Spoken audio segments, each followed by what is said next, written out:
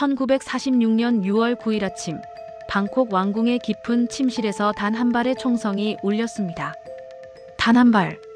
하지만 그 한 발은 태국의 미래를 바꿔버렸고 태국 현대사에서 지금까지도 금기로 남아있는 거대한 의문을 남겼습니다.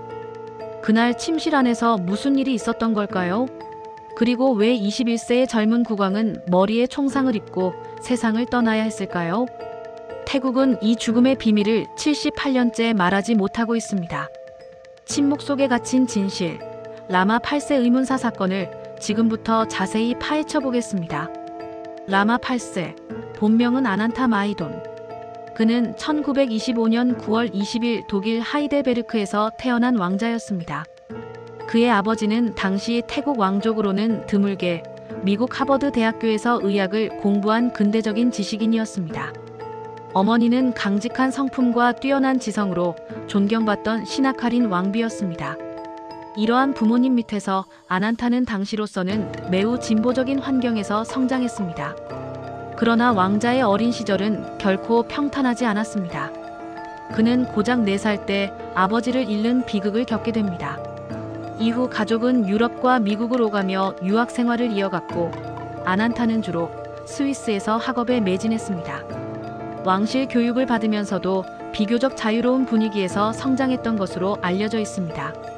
그들이 해외에서 유학 생활을 이어가는 동안 태국 본국에서는 격동의 시대가 펼쳐지고 있었습니다. 1932년 단 한 번의 쿠데타로 절대 왕정이 무너지고 입헌 군주제로 전환되는 대격변이 일어났습니다. 이로 인해 태국의 정치 구조는 완전히 뒤집혔고 왕권은 크게 약화되었습니다. 이러한 혼란 속에서 9살의 어린 아난타는 갑작스럽게 태국의 국왕 라마 8세로 즉위하게 됩니다. 하지만 어린 왕에게 태국은 너무나 낯선 땅이었습니다. 그는 대부분의 시간을 스위스 로잔에서 보냈고 학업에 매진하며 약해진 조국의 왕권을 멀리서 바라볼 수밖에 없었습니다. 어린 나이에 막중한 왕관을 쓰게 되었지만 실제 통치에는 관여하기 어려운 상황이었습니다. 그러던 어느 날 제2차 세계대전이 끝나고 전 세계가 혼란 속에 빠졌던 1945년. 태국 역시 전쟁의 상처와 정치적 불안정으로 몸살을 앓고 있었습니다. 국민들은 해외에 머물던 젊은 왕이 조국으로 귀환하여 혼란을 수습해 주기를 간절히 기다렸습니다. 마침내 아난타는 20세가 되던 해 기대에 부응하여 태국으로 돌아옵니다. 오랜 해외 생활을 마치고 고국으로 돌아온 그는 국민들의 뜨거운 환영을 받았습니다. 그러나 그 환영 속에는 해결해야 할 수많은 문제와 불안이 도사리고 있었습니다. 귀국한 아난타는 소박하고 조용한 성격의 왕이었습니다. 그는 권력을 탐하지도 않았고 정치적 야망도 특별히 보이지 않았습니다. 왕실의 전통적인 역할에 충실하고자 했고 국민들에게 친근하게 다가가고자 노력했습니다. 그러나 바로 그 점이 당시 태국의 복잡한 정치 상황에서는 문제가 되었다는 이야기도 있습니다. 당시 태국은 군부, 전통적인 왕족 세력, 민주화를 주장하는 민주파, 일본에 협력했던 친일파, 그리고 전후 새로운 영향력을 행사하려던 영국 및 미국 정보 세력까지 그야말로 복잡하게 얽혀있던 혼란기였습니다. 어느 누구도 태국의 권력을 완전히 장악하지 못한 일종의 권력 공백기였습니다. 누군가는 젊은 왕이 이러한 정치적 파벌들 사이에서 균형을 맞춰주고 새로운 태국의 구심점이 되어줄 것이라고 기대했습니다. 반면 또 다른 누군가는 왕의 존재 자체가 자신들의 권력 장악의 장벽이 될 것이라고 우려했습니다. 아난타 국왕은 이러한 기대와 우려의 한가운데 서 있었습니다.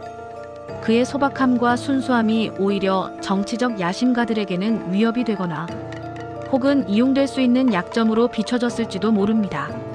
태국 사회 전체가 불안정한 상태에서 국왕의 존재는 안정의 상징이 될 수도 있었고 반대로 더 큰 혼란의 불씨가 될 수도 있었습니다.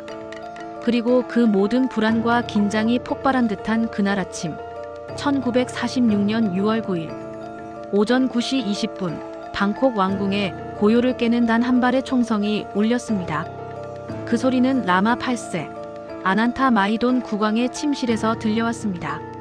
놀란 시종들이 급히 방문을 열었을 때 그들은 충격적인 광경을 목격했습니다. 젊은 국왕은 침대 위에 쓰러져 있었습니다. 이마에서 후두부로 관통한 탄환 자국이 선명했고 침대 옆 바닥에는 미국제 M1911 권총 한 자루가 떨어져 있었습니다. 방 안에는 외부인의 흔적이 전혀 없었고 침실 문은 안에서 잠겨 있었습니다. 왕궁은 즉시 이 비극적인 사건을 공표했습니다. 공식 발표는 총기 사고일 가능성이 높다는 것이었습니다. 젊은 왕이 총을 손에 들고 장난을 치다 실수로 총이 발사되었다는 설명이었습니다. 그러나 이 설명은 곧바로 수많은 의문을 낳았습니다. 가장 큰 문제는 그 설명이 총기의 특성과 전혀 맞지 않았다는 점이었습니다. M1911 권총은 안전장치가 매우 견고하여 방아쇠를 명확하게 당기지 않으면 발사되지 않는 구조를 가지고 있습니다. 실수로 쉽게 발사될 수 있는 총이 아니라는 것이 전문가들의 공통된 의견이었습니다.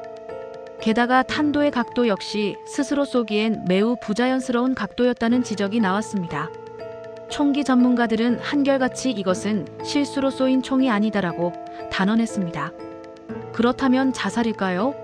당시 군부 일부에서는 슬그머니 자살설을 흘리며 사건을 조용히 마무리하려 했습니다. 하지만 가까이서 왕을 모셨던 시종들과 주변 사람들은 이 주장에 동의하지 않았습니다. 그들은 왕이 우울증을 겪거나 극단적인 선택을 고민한 적이 없었다고 일관되게 증언했습니다. 사건 당일 아침까지도 왕은 평소와 다름없이 행동했고 식사도 정상적으로 했습니다. 유서 한 장 남아있지 않았고 방 안 어디에서도 충동적인 행동의 흔적은 발견되지 않았습니다. 무엇보다도 왕의 죽음은 당시 태국 정치 구조를 가장 크게 뒤흔들 사건이었습니다. 스스로 목숨을 끊을 이유가 거의 없었다는 것이 중론이었습니다. 자살로 보기에는 석연치 않은 점들이 너무나 많았습니다.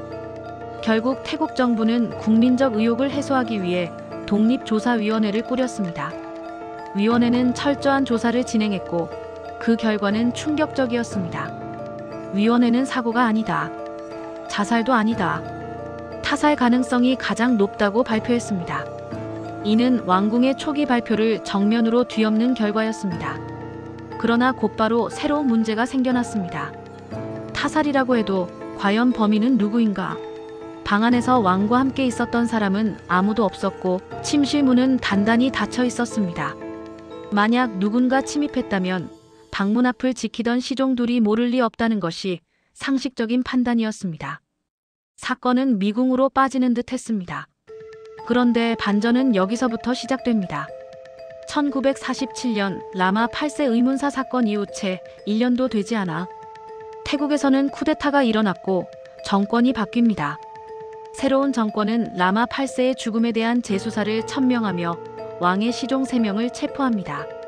이들은 국왕을 살해한 혐의로 기소되었습니다.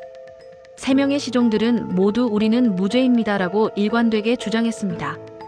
그러나 8년이라는 긴 시간 동안 이어진 재판 과정에서 이들에게 왕을 살해했다는 어떤 실질적인 증거도 발견되지 않았습니다. 외부 전문가의 감정은 거부되었고 법정은 오직 상황 증거에만 의존하여 판결을 진행했습니다. 그리고 1955년 결국 이 3명의 시종은 사형을 당합니다. 많은 태국인들은 지금도 그들은 희생양이었다고 말합니다. 진범을 잡기 위한 희생양이거나 혹은 새로운 정권이 자신들의 정당성을 확보하기 위해 급하게 만들어낸 희생양이라는 비판이 지배적입니다. 이들의 죽음으로 사건은 일단락되는 듯 했지만 의혹은 더욱 깊어졌을 뿐입니다. 그렇다면 진짜 범인은 누구일까요? 그리고 그 배후에는 누가 있었던 것일까요? 이 사건에 대해서는 다양한 가설들이 존재합니다. 일각에서는 당시 태국 군부가 젊고 소박한 왕의 정치적 성향을 불편하게 여겼을 것이라고 주장합니다. 왕이 특정 세력에 휘둘리지 않고 독립적인 행보를 보이려 했다면 이는 권력을 장악하려던 군부에게는 걸림돌이 되었을 것입니다. 또 다른 가설은 왕실 내부의 권력 다툼이 있었다는 것입니다. 당시 왕실은 절대 왕정 붕괴 이후 약화되기는 했으나 여전히 상당한 영향력을 가지고 있었고 왕위 계승 문제나 왕실 재산 문제 등 복잡한 갈등이 존재했을 가능성이 있습니다. 하지만 가장 흥미롭고 논란이 많은 가설은 이것입니다. 바로 전쟁 후 태국에 숨어든 구 일본군 정보장교 스지 마사노부가 이 사건의 배후라는 주장입니다. 스지 마사노부는 제2차 세계대전 당시 일본 육군에서 악명 높았던 인물로 수많은 정치 공작과 무리한 작전을 강행하며 일본군 내에서도 논란의 중심에 있었습니다. 그는 전쟁 말기 태국에 머물다 종전 후 전범 재판을 피하기 위해 잠적했고 이후 동남아 곳곳에서 암약하며 미스터리한 행보를 이어갔습니다. 영국의 한 기자는 스지 마사노부가 당시 태국 군부의 강경파와 긴밀하게 연결되어 있었으며 라마 8세의 죽음이 태국의 정치적 균형을 뒤틀기 위한 치밀한 작전의 일환이었다고 기록하기도 했습니다. 스지 마사노부가 태국 정치에 개입하여 라마 8세 암살을 지시하거나 방조했을 가능성을 제기한 것입니다. 그러나 이러한 모든 가설은 어디까지나 추측일 뿐 결정적인 증거는 지금까지 단 하나도 발견되지 않았습니다. 라마 8세 의문사 사건은 태국 현대사에서 가장 민감하고 금기시되는 주제 중 하나입니다. 이 문제를 공개적으로 언급하는 것 자체가 위험할 정도로 관련된 기록들은 봉인되어 있고 사건의 진실을 알고 있을 만한 증인들은 대부분 침묵 속에 묻혀 있습니다. 시간이 흐르면서 사건의 진상을 밝히기는 더욱 어려워지고 있습니다. 21세의 젊은 국왕은 왜 죽었을까요?